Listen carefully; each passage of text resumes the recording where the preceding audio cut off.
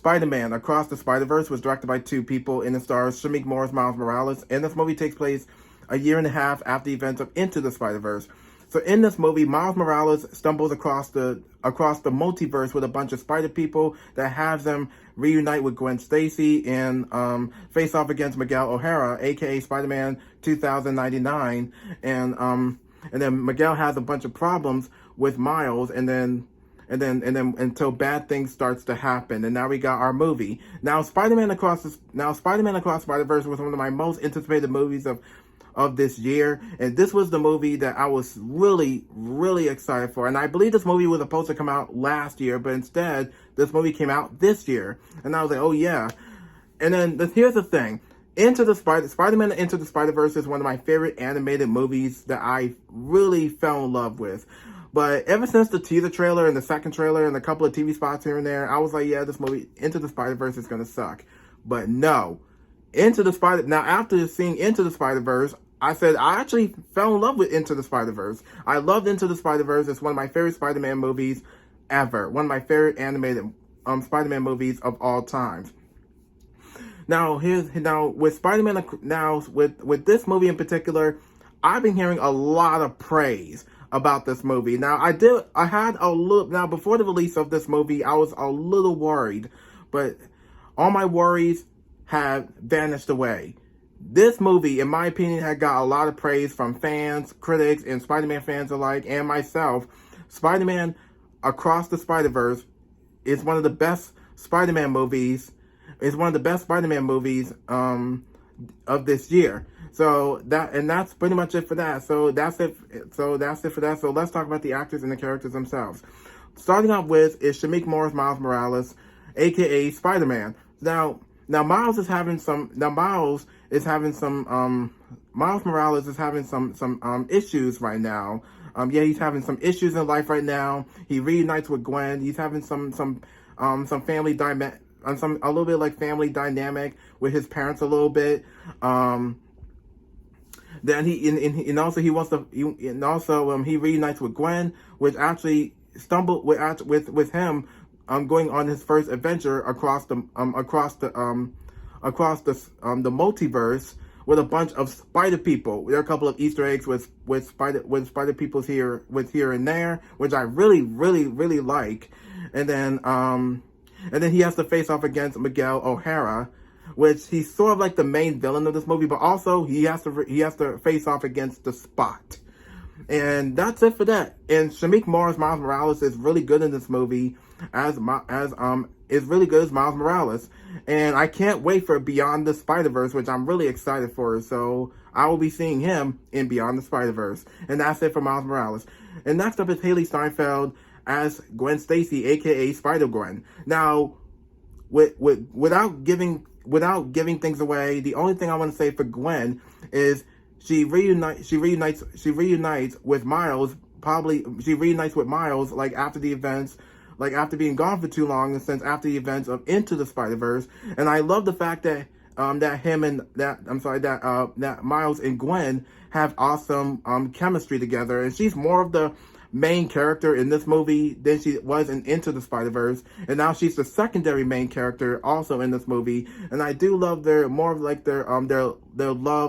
romantic friendship back and forth, which I really love about these two characters. And that's all I can say for Spider-Gwen. And Haley Steinfeld is really good in this movie as Spider-Gwen, and I cannot wait to see her in Beyond the Spider-Verse. And that's it for Spider-Gwen. And next up is Jake Johnson as Peter B. Parker. Now, it's been a while since the last time we saw him was Into the Spider-Verse. And then now he has a daughter right now who's actually in this poster named Mayday Parker, who's practically his daughter. And that's all I could say for that. And I'm glad he's able to reunite with Miles Morales since they first met in Into the Spider-Verse. And that's all I can say for Peter B. Parker. Jake Johnson as Peter B. Parker is really good in this movie, and I cannot wait to see him in Beyond the Spider-Verse as well. And I think that's it for Peter B. Parker, aka Spider-Man. And next up is Miguel O'Hara. Miguel O'Hara, who's played by Oscar Isaac, aka Spider-Man 2099. Now we do get we do understand, we do get we do get more of his, we do get a little bit of his backstory, which I won't talk about. You gotta go see the movie yourself. The only thing I can say is, he tells Miles, no, this is dangerous, and then he wants to stop Miles from ruining he wants to stop Miles from ruining everything, and then they have to face off against each other. And then with Miguel O'Hara, he's no joke. He is more like, he sounds like a power hungry dude throughout this entire movie. But I really liked him as Spider-Man 2099. He's really good. And Oscar Isaac is really good in this movie as Miguel O'Hara, and I'm hoping to see him in Beyond the Spider-Verse. I cannot wait. If he's in Beyond the Spider-Verse, I hope so. And I can't wait to see him in that movie, though. And I think that's it for Miguel O'Hara. And last but not least is Jason Schwartzman as the Spot. Now the Spot is actually, there's nothing. There was nothing much of him in the trailers, but the thing is, he's also the secondary main villain in this movie. We do get a little bit more of a flashback of how he became the Spot, which I won't talk about. You gotta go see the movie yourself. And what I really like about the Spot, he was also more of the secondary main villain in this movie, and he does have some funny moments, and he creates spots, sort of like portals. It's sort of like black spots, sort of like portals, which I really, really like. It's really cool that he creates interesting portals out of it, made out of his spots, which I really think that was his power of the in this movie. And Jason Schwartzman as the Spot is really good in this movie, and I'm hoping to see him in Beyond the Spider-Verse as well. And I think that's it for the Spot. And I think that's it for the actors and the characters themselves. Now, I do want to talk about how really cool the action sequences are, fast-paced in this movie. The action sequences are fantastic. I really love most of the action scenes in this movie, of how it's fast-paced. There's some that actually takes its time. It doesn't feel rushed. Most of the action, you can pretty much tell exactly what's going on. And that's why the animation style actually contributes the action sequences.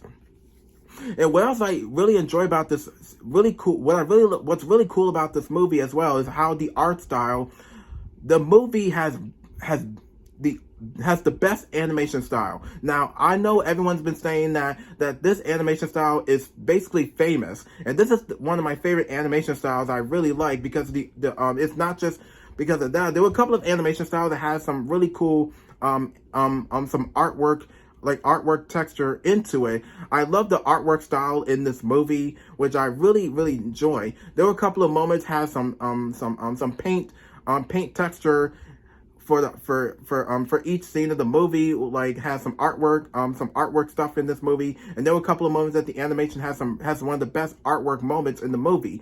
And also there are a lot of stakes in this movie, which I really like. And what's also cool is there are a couple of Spider people Easter eggs back and forth. You can see Spider-Man there. There's another Spider-Man there. There's a Spider-Woman there. There's a Spider-Girl. There's another Spider-Person back and forth here and there. And there are a couple of cameos, which I really love the cameos in this movie. So the cameos actually pretty much shocked me. And also, this movie is going to be setting up Beyond the Spider-Verse, and because it's to be continued. The ending is fantastic because it actually sets up Beyond the Spider-Verse. The ending scene I really like. The ending scene actually did me a lot more justice, because it actually sets up Beyond the Spider-Verse. Since we're going to get Beyond the Spider-Verse, I believe, next year, depending if it gets delayed or not. Obviously, I hope not. But I'm really excited for Beyond the Spider-Verse. Now, my question about Beyond the Spider-Verse is Beyond the Spider-Verse the final chapter or no? We'll just have to wait and see. We'll just have to wait and see by the time we get the movie, and by the time we get the trailers for that movie. So I think that's all I could say for that. And I really enjoyed Into the Spider-Verse, Across the Spider-Verse, and now I'm looking forward to Beyond the Spider-Verse. Beyond the Spider-Verse is one of my most anticipated movies that I'm looking forward to the most.